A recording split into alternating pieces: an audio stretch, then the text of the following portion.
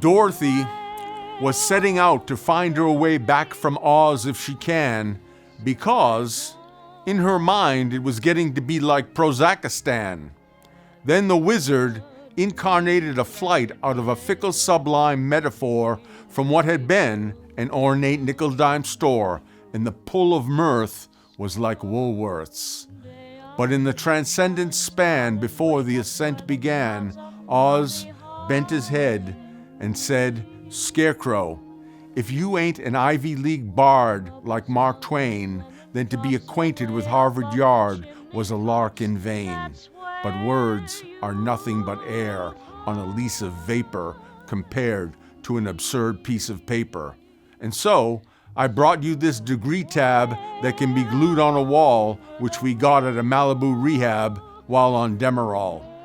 Now because we observed that the lion was the nerve of iron amid capers and foes in a downtown ring, we suppose you should have one of those paper crowns from Burger King.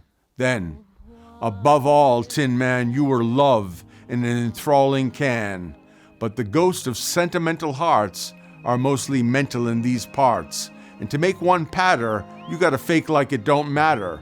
You can't chase an enchanted embrace because it ain't luck with implanted joy, it's just a duck decoy. The middle of the balloon's space wing was tuned by a bass fiddle string on a tangerine lawn riddled with 19 leprechauns. Yet before it rose into the boundless blue, Dorothy said what she resoundingly supposed to be true.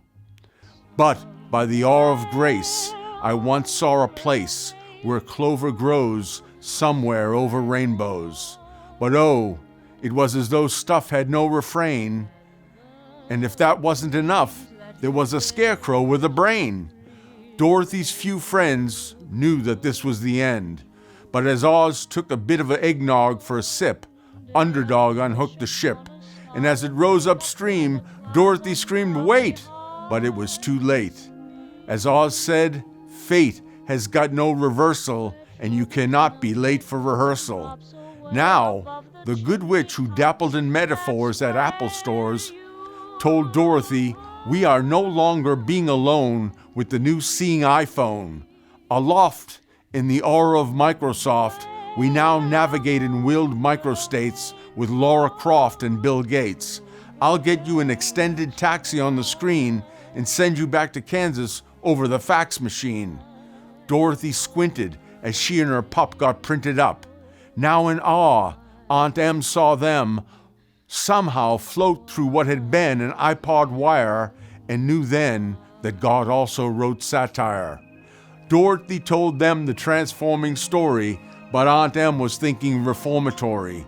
And she said, no more ebooks on the internet or permafrost psych meds because it looks like you and Marie Antoinette have lost your heads. It all seemed so new then, and the recalled dream was like deja vu again. As Oz said, heaven knows we're not in Kansas anymore because they now sell pot that grows at a 7-Eleven store.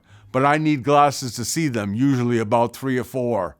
He then drank from a gem of a flask when Aunt Em almost went blank and asked, Dorothy, you little day tripper, where on eBay did you get those ruby slippers? I messed up a